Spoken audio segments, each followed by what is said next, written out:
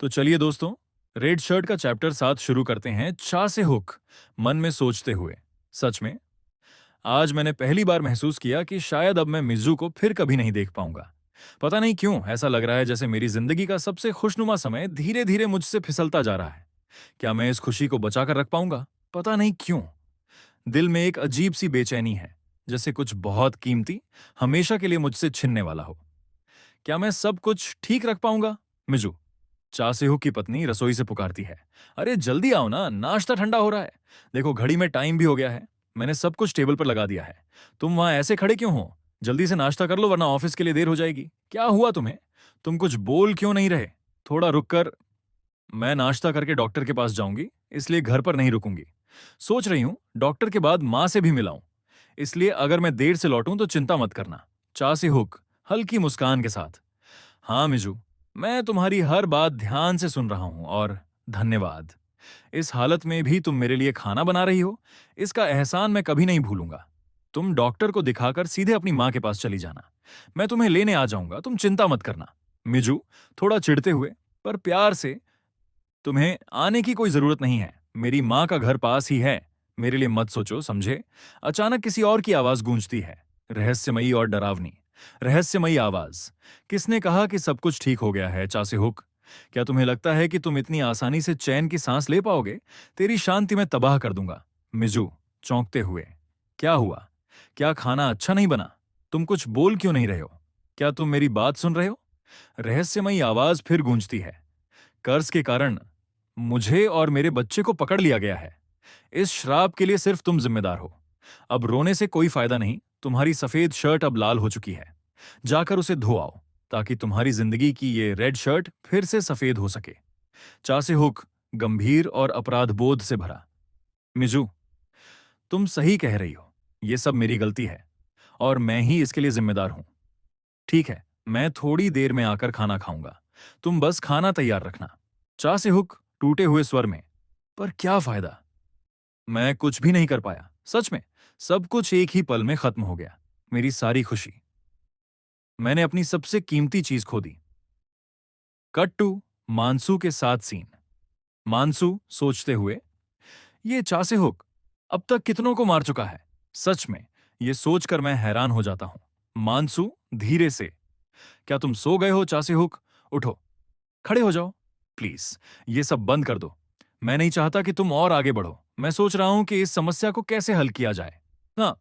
चासेहुक गुस्से में सामने आता है। मानसू उसकी हालत देखकर स्तब्ध रह जाता है। मानसू हिचकिचाते हुए, लगता है वो बोंगवान के लोग चेयरमैन ली के आदमियों को रोक कर रखे हुए हैं, इसलिए उन्हें आने में देर हो रही है। मैं अभी जाकर उन्हें मदद करता हूं और फिर इन लाशों और कचरे को साफ करके वापस आता हूं। जब से तुम यहां आए हो चीजें बदल गई हैं। क्या तुम वाकई में यकीन से कह सकते हो कि तुम इस हालत में चेयरमैन ली को मार पाओगे? तो फिर मार ही डालो उसे। अगला सीन। एक भयानक शोर के बीच हम देखते हैं कोई किसी को जोरदार लात मारता है और वो नीचे गिरता है। गिरते हुए उसका शरीर दोनों लड़ने वालों के बीच आकर रुकता है। कुछ पल के लिए सब रुक जाता है। फिर मंकी मैन अचानक दौड़ पड़ता है। लाल कोट वाला आदमी छलांग मारकर उस पर लात मारने की कोशिश करता है, लेकिन मंकी मैन फुर्ती से बच जाता है। फिर लाल कोट वाला एक साइड किक से जोरदार वार करता है। उनकी भयंकर लड़ाई देखकर सभी चौंक जाते हैं। ये बूढ़ा आदमी बहुत जबरदस्त फाइटर है। ये ताइक्वांडो में माहिर है। मुझे तो पहले से ही शक था। उसने तो बहुत पहले रिटायरमेंट ले लिया था। तो फिर वो यहां कर क्या रहा है? ये तो 10 साल पहले ये काम छोड़ चुका था। लोगों के बीच फुसफुसाहट होती है। हम देखते हैं बूढ़ा आदमी जब लात मारता है तो उसमें इतनी ताकत होती है कि मंकी मैन का हाथ कट जाता है। उसके जूतों में तेज धार वाला चाकू छिपा होता है। वो बूढ़ा आदमी लगातार अलग अलग एंगल से किक मारता है। उसकी फाइटिंग स्टाइल में अनुभव की चमक है, आत्मविश्वास की गरज है। अचानक मंकी मैन उसका पैर पकड़कर जोर से खींचता है और एक घूंसा मारता है। इतना तेज घूंसा कि वो बूढ़ा आदमी दूर जा गिरता है। मंकी मैन कहता है, जब तू एक्टिव था तू बहुत फास्ट था। अब तुझे देखकर लग रहा है तेरा टाइम खत्म हो गया है। क्या तुझे लगता है तू मेरे सामने टिक पाएगा? अब हमें पता चलता है इस बूढ़े आदमी का नाम है संबेनिम। वो पुराने जमाने का फाइटर है, एक लीजेंड, और ये जोडियक मेम्बी का स्नेक मैन है। हम देखते हैं कि उम्र ने उस पर असर डाला है। उसके मूव्स थोड़े स्लो हो गए हैं, उसकी सांसें तेज चल रही हैं। मंकी मैन खड़ा रहता है, तैयार। तभी कोई चिल्लाता है, देखो हमारे सपोर्ट के लिए और लोग आ रहे हैं। लिफ्ट से कुछ और लोग आते हैं। ये हैं ली बुंगवान के लोग। उनमें से एक बॉस गरजता है, इन सबको मार डालो। लड़ाई फिर से शुरू हो जाती है। अगला सीन, चौथे फ्लोर पर एक तगड़ा आदमी खड़ा होता है। वो इधर उधर देखता है। किसी के कदमों की आहट आती है। वो डरते हुए कहता है, हमारे बाकी लोग कहां गए? ये चा सीहुक यहां से क्यों आ रहा है? मैनेजर एसईओ, प्लीज मुझे बचा लीजिए। वो चा सेहुक मुझे मार डालेगा। मेरे सारे साथी मारे जा चुके हैं। मैनेजर एसईओ की आंखों में गुस्सा भर जाता है। वो बिना कुछ कहे उस डरपोक आदमी को इतना जोरदार थप्पड़ मारता है कि वो दीवार से टकराकर वहीं दम तोड़ देता है। दोस्तों, ये जोडियक मेंबर का ड्रैगन मैन और सीईओ भी है। मैनेजर एसईओ कहता है, तेरी इतनी हिम्मत, तू भाग रहा था, तू एक कीड़ा है। या तो तू चा सेहुक के हाथों मरेगा या मेरे। फिर उसकी निगाह पड़ती है छा सेहुक पर। तो तू आ ही गया। मैंने कभी सोचा भी नहीं था कि तू हमारे सारे लोगों को मार डालेगा। तेरी हालत बहुत खराब है, तू यहां से जिंदा नहीं जाएगा। वो शैतानी हंसी हंसते हुए कहता है, बाकी तुझे नहीं मार पाए, पर मैं तुझे यहीं खत्म कर दूंगा। चेयरमैन मुझ पर भरोसा कर सकता है। तेरे जैसे गद्दार को जिंदा छोड़ना मेरी सबसे बड़ी गलती थी। और फिर वो चा सिहुक पर हमला कर देता है। छा सिहुक तेजी से हटता है। एसईओ फिर से अटैक करता है, लेकिन चा सिहुक उसे डॉज करता है और पीछे जाकर उसके पैर में चाकू से वार करता है।